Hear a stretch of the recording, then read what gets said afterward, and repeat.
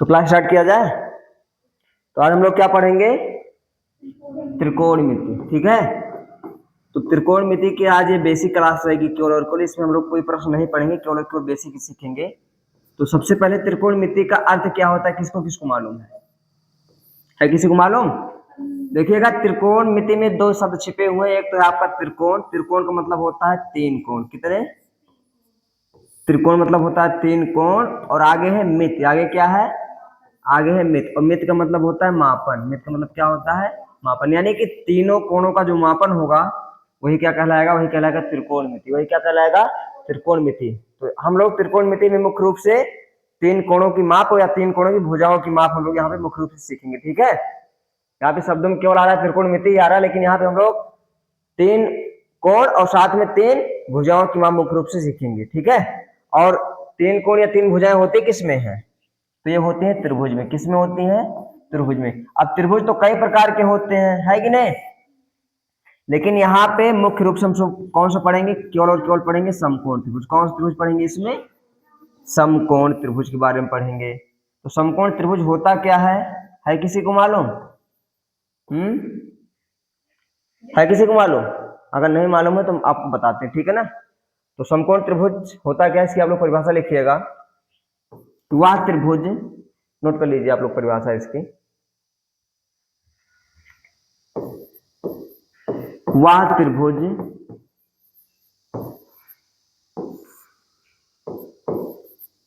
जिसका कोई एक कोण, जिसका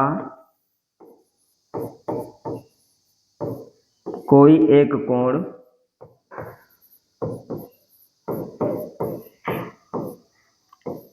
90 अंश का होता है। 90 अंश का होता है,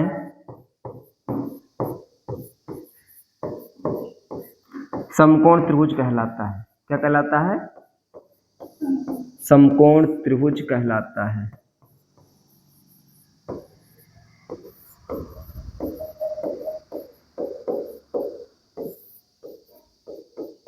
ठीक है, वह त्रिभुज जिसका कोई एक कोण 90 अंश का होता है समकोण त्रिभुज कहलाता है। ठीक है ना, याद रहेगा।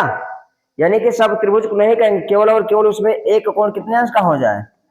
एक कोण हो जाए 90 अंश का, वही त्रिभुज आपको होगा समकोण त्रिभुज। तो आइए हम लोग उसकी आकृति क्या होती है उसको देख लेते हैं और उस पर थोड़ा सा अध्ययन कर लेते हैं। जैसे आप ये त्रिभुज देख रहे हैं ना, इसी त्रिभुज को हम लोग क्या कहेंगे? इसी को कहेंगे हम लोग समकोण त्रिभुज। इसे क्या कहेंगे? समकोण त्रिभुज। अब इस समकोण त्रिभुज में आपका एक कोण, ठीक है, आपका एक कोण यानी कि यही कोण आपको कितने अंश का है? 90 अंश का है। और 90 अंश के कोण को ही हम लोग समकोण बोलते हैं। तो इसी 90 अंश के कोण के कारण ये बन जाता है समकोण त्रिभुज। क्या बन जाता है? समकोण त्रिभुज। तो इसका एक कोण ये बनेगा जो कि 90 अंश से कम का रहेगा, एक कोण और बनेगा जो कि 90 अंश से क्या रहेगा? कम का ही रहेगा। तो ये आपका बन गया समकोण त्रिभुज। इसका हम नामकरण कर देते हैं इस प्रकार से। तो ए हो गया, बी और ये सी हो गया। इसका नाम हो गया क्या? समकोण त्रिभुज। क्या हो गया? समकोण त्रिभुज। ठीक है, अब इसमें खास बात क्या होती है उसको ध्यान दीजिएगा। समकोण त्रिभुज में तीन भुजाएं होती है। समकोण त्रिभुज में क्या होती है? तीन भुजाएं होती है, सबको मालूम है ना। एक भुजा इधर है और एक भुजा इधर और एक भुजा इधर। तो अगर इसमें से हम एक को न्यून कोण मान ले, इसको क्या मान ले? न्यून कोण मान लेते हैं। मान लेते हैं न्यून कोण है। क्या है? न्यून कोण। तो न्यून कोण के जो सामने भुजा आपको दिखाई दे रही ना, वो क्या बनती है? वो बनती है हमेशा लंब। क्या बनती है? लंब। ये हमेशा याद रखना। तो न्यून कोण के सामने वाली जो भुजा होती है, न्यून कोण के सामने भुजा क्या होती है? लंब होती है। ठीक है, और 90 अंश के जो सामने भुजा बनती है, ये 90 अंश ना, इसके सामने भुजा आपको दिखाई दे रही ना, ऐसी, वो क्या रहेगा? ये रहेगा कर्ण। क्या रहेगा? कर्ण रहेगा। ठीक है, और एक भुजा जो शेष बचेगी उसको हम लोग बोलेंगे आधार। क्या बोलेंगे? आधार। तो ये जो भुजा है ये क्या है? आधार है। ठीक है, तो न्यून कोण के सामने लंब, 90 अंश के सामने कर्ण, और जो शेष एक भुजा बच रही है वो क्या है? आधार है। ठीक है, तो समझ में आ गया होगा ना ये तो? आया कि नहीं? और ध्यान दीजिएगा, अगर मान लेते हैं हम लोग इसमें न्यून कोण को जैसे बदलते हैं, ठीक है, जैसे हम लोग न्यून कोण को बदलेंगे वैसे इसका जो है आधार और ये लंब क्या हो जाएगा, वो परिवर्तित हो जाएगा। लेकिन कर्ण जो है नहीं बदलेगा, कर्ण क्या रहेगा, वही रहेगा। हम न्यून कोण अगर मान लेते हैं कि ये दिया गया, इस बार न्यून कोण क्या दिया गया है, ये दिया गया है। अगर हम इसको मानते हैं ये न्यून कोण है, ये क्या है, न्यून कोण, तो न्यून कोण के अब सामने क्या बन जाएगा, लंब बन जाएगा। और ये जो ये 90 अंश का था, इसके सामने तो हमेशा कर्ण रहेगा, लेकिन एक जो भुजा यहाँ आधार था पहले ना, अब ये क्या बन जाएगा, आधार इधर वाली भुजा हो जाएगी।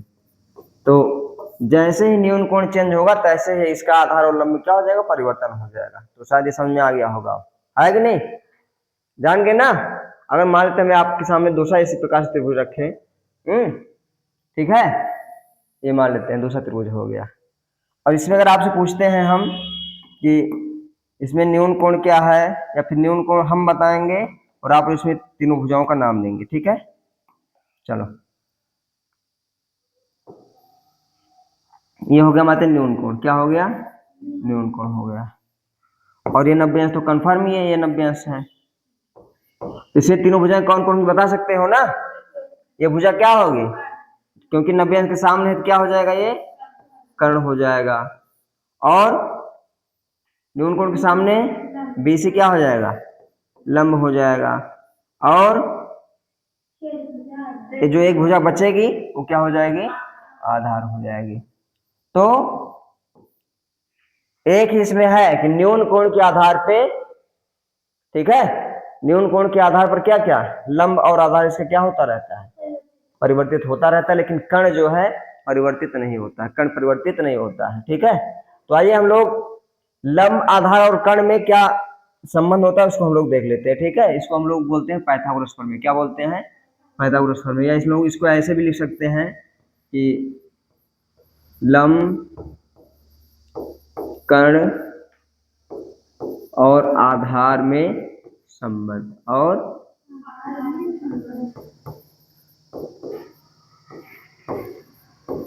आधार में संबंध, ठीक है। न्यून कोण, सॉरी, लंब, कर्ण और आधार में संबंध। इस संबंध को हम लोग किसे दर्शाते हैं, पाइथागोरस प्रमेय से। किसे दर्शाते हैं, पाइथागोरस प्रमेय से, ठीक है। अच्छा चलिए पहले लिख लेते हैं प्रमेय क्या होती है। ये होती है कर्ण का स्क्वायर, क्या होता है,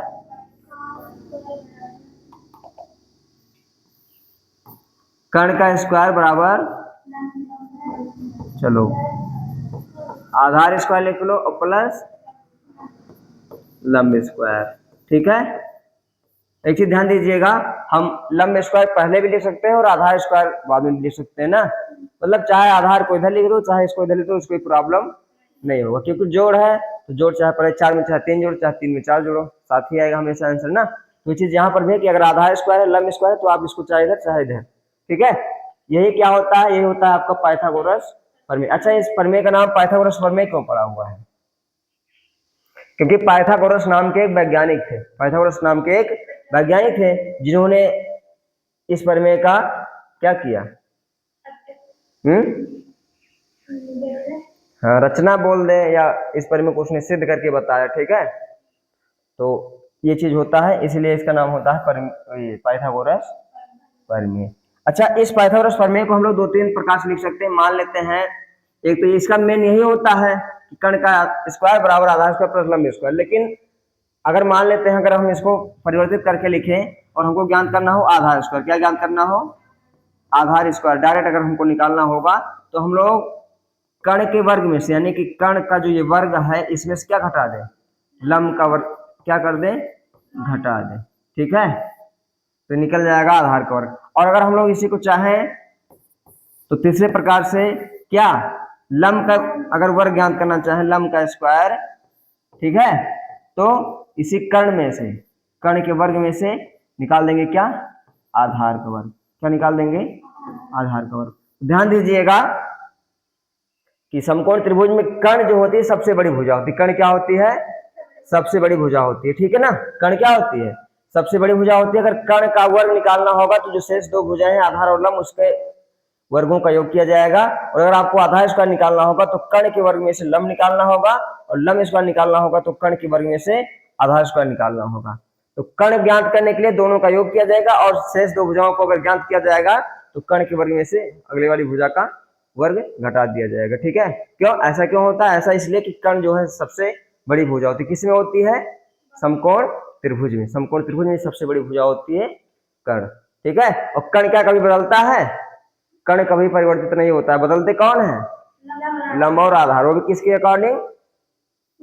न्यून कोण के अकॉर्डिंग। ठीक है, न्यून कोण जैसे बदलेगा वैसे इसका लंब और आधार क्या हो जाएंगे? आपस में परिवर्तित हो जाएंगे। तो इस पॉइंट को अगर नोट करना हो तो नोट कर लो ना, था हमारी चले।